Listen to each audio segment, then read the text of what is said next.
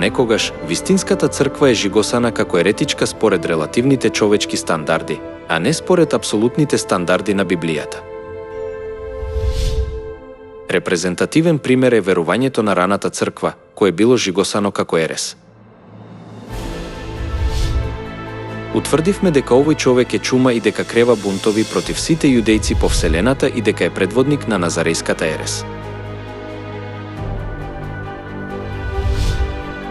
Јудеистите не верувале во Христос кој дошол во тело и се држеле до Стариот Завет. Покрај тоа, тие го осудија верувањето на раната црква што го држеше Новиот Завет, како ерес. Сепак, раната црква апсолутно верувала во ветувањето дека Бог ќе дојде во тело и да го воспостават Новиот Завет. Раната црква апсолутно верувала дека Исус е Бог во тело и го ширела Новиот Завет што го воспоставил Исус. Раната црква изгледала еретичка во очите на еврејските водачи, но била вистинската црква од Божја гледна точка. Историјата на Библијата научи колку е опасно да се обвинува црквата како еретичка врз основа на сопствените доктрини.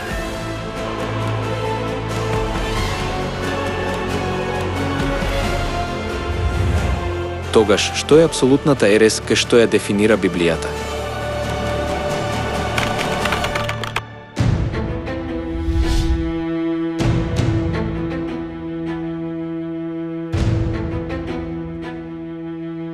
Можеме да ги разликуваме апсолутните ереси што ги дефинира Библијата, проверувајќи дали тие се од Новиот Завет воспоставен од Исус или се од човечки создадени доктрини.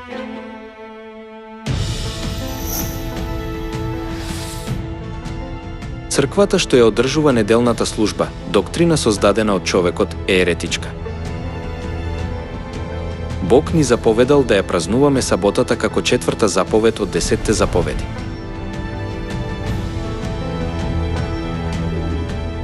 И Исус рече дека држењето на саботата е негов обичај и дека ги чита Светото писмо во синагогата во саботата.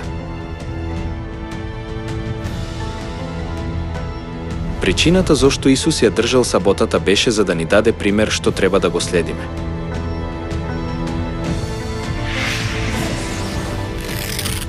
Значи, црквата што одржува неделна служба, која не се наоѓа во Библијата, е еретичка. Црквата која не ја празнува Пасхата е еретичка. Пасхата, која Бог ни заповеда да ја празнуваме, е вистината што м спасува од сите катастрофи. Исус им заповедал на своите ученици да ја слават Пасхата.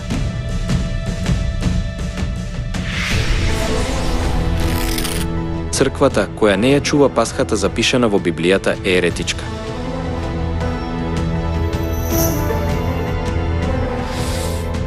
Црквата, која го слави раѓањето на Исус на 25 декември, што не се наоѓа во Библијата, е еретичка. Божик потекнува од паганскиот обичај на обожавање на Богот на сонцето. Во Библијата нема запис дека Божик треба да се слави на 25 декември. Значи, црквата, која го слави Божик на 25 декември, што не се наоѓа во Библијата, е еретичка. Црквата што го поставува крстот е еретичка. Крстот бил инструмент што го користеле античките римјани за извршување на смртна казна. Библијата предупредува дека крстот направен од човек е идол кој не може да ни даде спасение или вечен живот.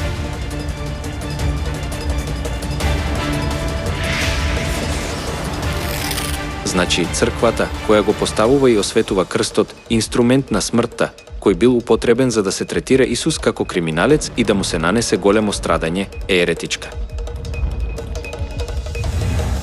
Единствениот стандард за одредување на ерес е Библијата. Пред 2000 години, луѓето кои го обвинувале Исус како еретик врз основа на сопствените доктрини, биле уништени. Исто е и во оваа ера.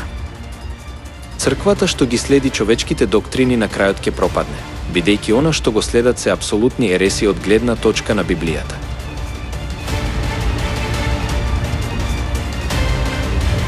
Те молам, направи разлика помеѓу вистинската црква, која ги следи учењата на Библијата, и лажните цркви, и влези во Царството Небесно.